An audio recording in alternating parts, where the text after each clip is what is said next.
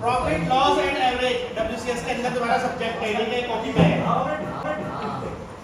Average का क्या मतलब है? एवरेज का मतलब बीच का।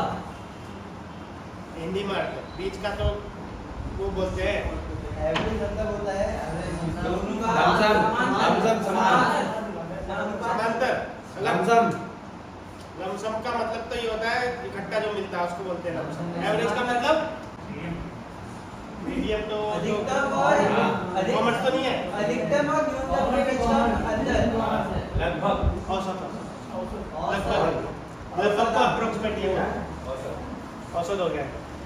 और एक सीपी बोलते हैं, कहीं पर आता है, और एक एसपी बोलते हैं। इसका पता है अर्थ? ओके, इसका ये पता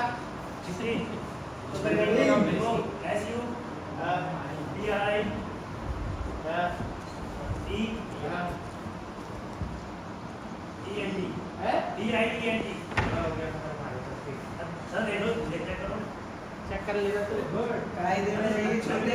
ठीक है, इसको छोड़ो अभी। सीपी का फुल फॉर्म क्या है? हिंदी में क्या बोलते हैं इसको? हिंदी में बता रहा हूँ, कॉस्ट फैक्टर। हाँ। और ये हो गया विक्रय मूल्य।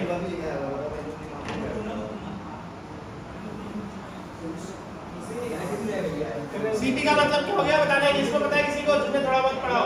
Cost factor. कॉस्ट फैक्टर नहीं है, अच्छा है price. Cost price. Sale price.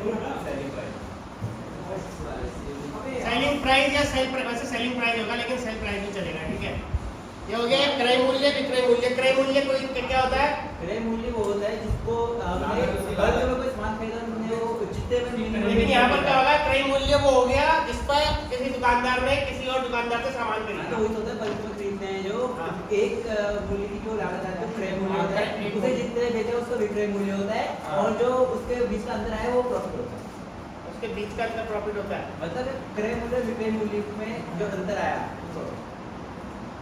क्रय मूल्य जैसे किसी ने 2 रुपए की कोई चीज खरीदी और 3 रुपए का वो बेचा, तो प्रॉफिट कितना हो गया उसको? 1 रुपए का। मतलब विक्रय मूल्य में से क्रय मूल्य घटा देंगे तो वो आ जाएगा आपका प्रॉफिट। एक होता है ओवरहेड चार्जेस,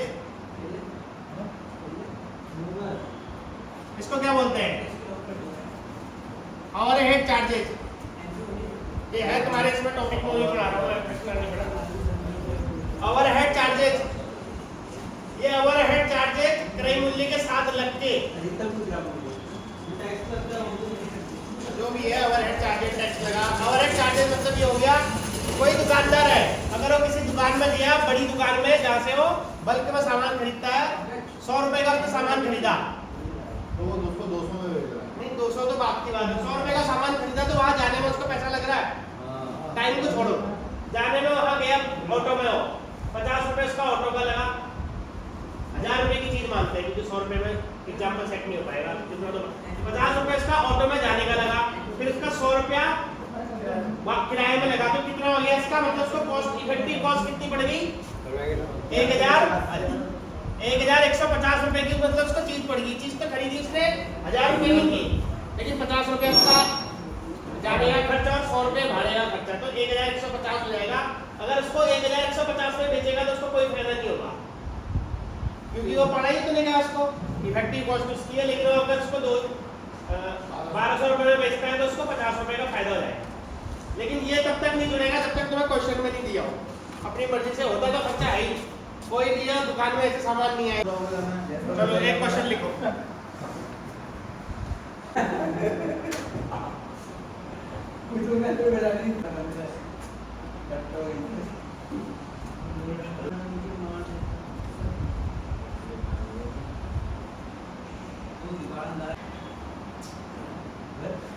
एक वस्तु का क्रय मूल्य 800 रुपया है। जो दुकानदार है वो किसी दुकान में गया, उसने 800 रुपए का खरीदा उसको बेचने के लिए। अब दुकानदार उसे 1000 रुपए में बेच देता है, तो लाभ का प्रतिशत बताना है यहाँ पर कि कितना, जितने में खरीदा था कितना प्रतिशत लाभ हुआ, और लाभ उसका लाभ का रुपया भी बताना है कि कितने रुपए लाभ हुआ। बताओ, सीधी सीधी सी बात है, 200 रुपए लाभ हो जाएगा।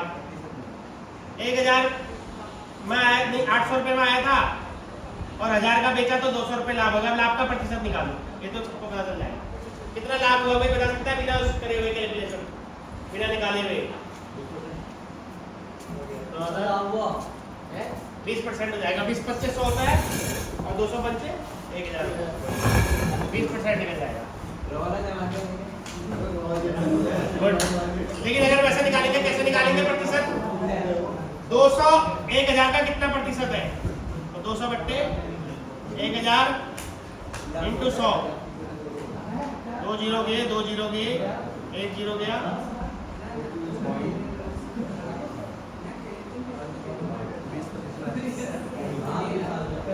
ये आ गया 20% निकल गया। आया समझ में? ये वाले ये जीरो कट करना था, कोई बात नहीं।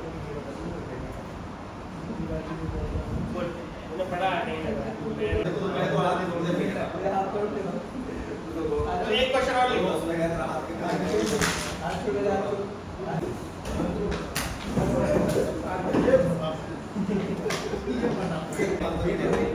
ये देखो नेक्स्ट क्वेश्चन। एक वस्तु को 210 रुपए में बेचने पर 25% हानि होती है, तो क्रय मूल्य बताना है। ये मैंने क्रय मूल्य दे दिया तुम्हें 210 रुपए। क्रय मूल्य बताओ। अब ये बिना कॉपी के नहीं होगा, इसका थोड़ा दिमाग तेज होगा, कर देगा बिना उसके।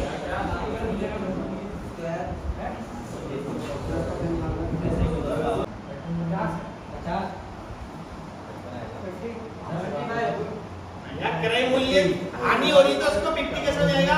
अगर 25% निकालोगे तो खाली हानि निकलेगी। हानि हो रही है तो मतलब उससे ज्यादा का सामान खरीदा उसने, हानि हो रही है उसको, 210 से ऊपर ही होगा। क्रय मूल्य बताना है उसको। 200 विक्रय मूल्य 210 रुपया है और 25% लॉस हो रहा है उसका, मतलब 100 रुपए की चीज खरीदी है तो उसने 75 में बेची है। एग्जांपल के लिए बता रहा हूँ, 25% की हानि हुई थी ना, तो ऐसे इसको निकालो। 210 रुपए का बेचा तो 25% हानि हुई, तो क्रय मूल्य बताना है। इस क्वेश्चन में विक्रय मूल्य से ज्यादा क्रय मूल्य तभी हानि हो रही ना। अगर यहाँ होता उसको लाभ हो रहा तो कम होता, 210 से कम होता। आसपास मैक्सिमम आसपास नहीं चलता, ये पॉइंट में आएगा, निकालो उसको। सवाल करो, बेसिक कंसेप्ट से समझना। अगर मान लेते हैं यहाँ पर, अगर उसने x रुपए में खरीदी है, जो चीज है जिसके बारे में बात हो रही है, उसने अगर x रुपए में खरीदी है और उसको घाटा कितना हो रहा है? 25% का। मतलब उसने अगर x रुपए में खरीदी तो 25% घाटा कितना हो जाएगा उसका? x का 25% कितना हो जाएगा? 25x बट्टे 100। मतलब x में क्या खरीदी, घाटा हुआ उसको कितना? 25x बट्टे 100। मतलब x इंटू 25 बट्टे 100, 25% है ना। ये किताब में फॉर्मूला से समझा रखा है, फॉर्मूला से समझोगे भूल जाओगे फॉर्मूला। उसके बाद इसको ये कितना हो गया इसका मूल्य? 210। ये समझ में आया किसी को? x इसका है क्रय मूल्य और इसमें से इसको 25% घाटा हो रहा है और ये 210 रुपया हो गया इसका ये मूल्य। आया ये समझ में आई किसी को क्वेश्चन? इससे निकल जाएगा। ये है क्रय मूल्य, क्रय मूल्य में से इसको 25% घटाया तो 210 रुपया आ गया। अब आगे देखो, x माइनस 25x बट्टे 100 1 बट्टे 4 बराबर 210। अब इसको सॉल्व करो। x माइनस x बट्टे 4 बराबर 210। सॉल्व करो इसको, सीधा हो जाएगा कितना? 3x बट्टे 4 बराबर 210। अब x का मान निकालेंगे तो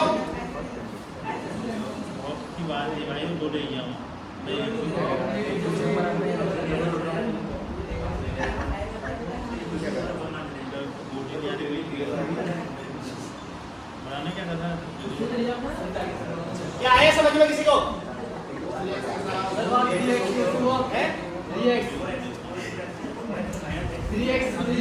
x में से x बट्टे 4 गया तो 3x बट्टे 4 तो बचेगा। अगर 1 में से 1 बट्टा 4 गया तो 3 बट्टे 4 बचेगा। मैंने 1 निकाल दी। अच्छा सॉल्व ज्यादा कर दिया।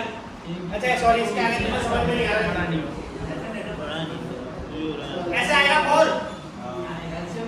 4x माइनस x बराबर 210। आए इसके 4x में से 3 बट्टा 3x हो गया? हुआ क्या? हाँ। इस किताब में पता नहीं है, दे रखा है, पता नहीं क्या फॉर्मूला लगा रखा है। मतलब कोई चीज 1000 रुपए की खरीदी उदाहरण के तौर पर दे रहा हूँ, उसका 25% घाटा हुआ है तो 750 की बेची है, इसका मतलब उसको तो सीधे 750 प्लस 250 बराबर है 1000 वाली। बढ़िया लड़का है।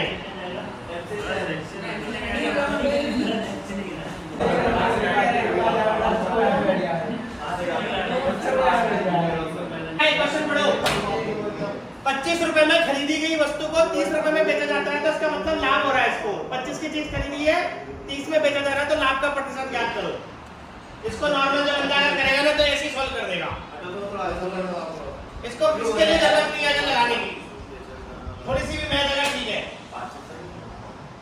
12%।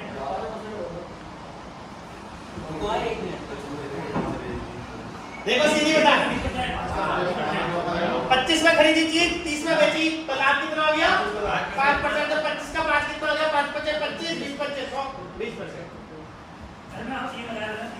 तो सीधे आंसर आ जाएगा 20% की। आया समझ में क्या? नहीं आया बताता हूँ। देखो 25 में चीज खरीदी उसने और 30 में बेची, 25 में खरीदी और 30 में बेची, 25 प्लस लाभ बराबर 30। एक मिनट 25 में चीज खरीदी और 100 रुपए का लाभ हुआ 30 में बेची तो x का मान कितना हो गया 5 रुपए लाभ हुआ। 5 रुपए लाभ हो गया ये समझ में। अब 5 रुपया 25 रुपए का कितना परसेंट है तो जितने भी जिसका परसेंटेज निकालना होता है उसको ऊपर रखते हैं, फिर 25 से भागा दे देंगे इंटू 100 कर देंगे। अब भागा दोगे 25 चक्को 100 5 चक्को 20%। जैसे उदाहरण दे रहा हूं, अगर 2 4 का कितना परसेंट है तो 2 4 का कितना है 50% है ना, तो 2 4 का कितना परसेंट है इंटू 100 कर दो परसेंटेज निकल जाएगा। देखो 2 दूना 4 और ये आ जाएगा 50। आ गया। जो संख्या कम होती है उसको ऊपर लिखना होता है कभी भी परसेंटेज पर, तो उल्टा लिखोगे 4/2 इंटू 100 कर दोगे तो कितना आ गया देखो 2 दूना 4 200% हो गया। जो जिस संख्या का परसेंटेज निकालना है उसको ऊपर लिखना है और जितने में से निकालना है उसको नीचे इंटू 100 कर दोगे तो परसेंटेज निकाल लेगा। परसेंटेज का मतलब ही 100 होता है।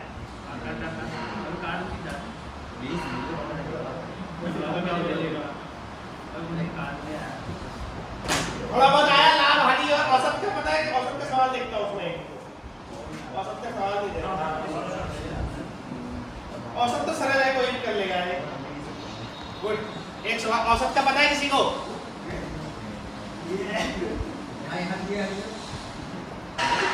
क्या ही कॉलेज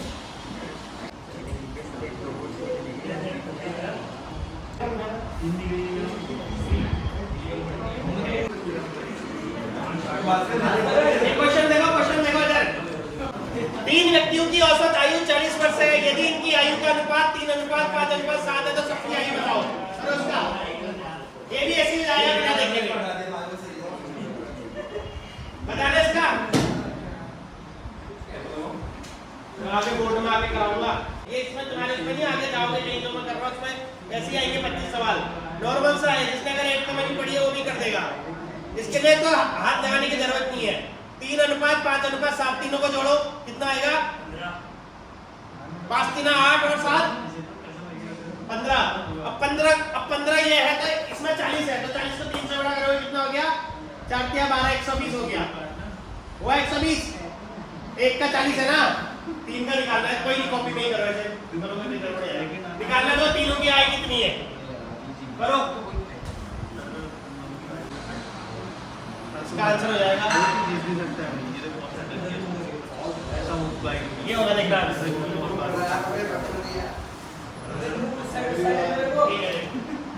वाह ITI के होनहार छात्रों हुआ। इसमें से ये बताओ ग्रेजुएशन कौन पास है? ग्रेजुएट कौन है? इंटर PCM से किसने किया है इसमें?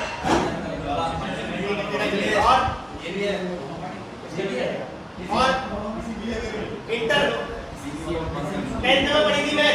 3 व्यक्तियों का औसत आयु 40 वर्ष है लेकिन उनके बीच में जो अनुपात है 3:5:7 है तो सबकी आयु बताओ। अब बताइए ना क्वेश्चन कैसे सॉल्व होगा। 3 5 7 इन तीनों को जोड़ करोगे तो उनका टोटल निकल जाएगा। इसको 3 से गुणा करोगे उसके बराबर हो जाएगा। एक का मान निकल जाएगा।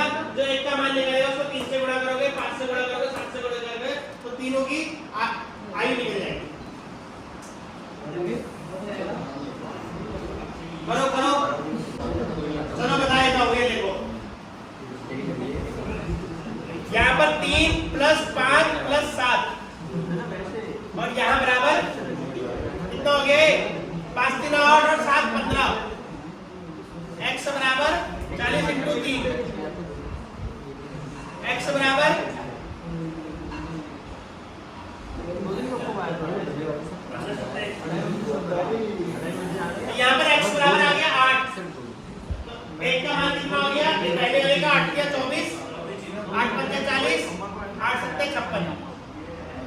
आया किसी को समझ में? पूछ रहा है तेरे को आया होगा, तेरे को भी आया होगा, तेरे को आया? चलो भाई गुड।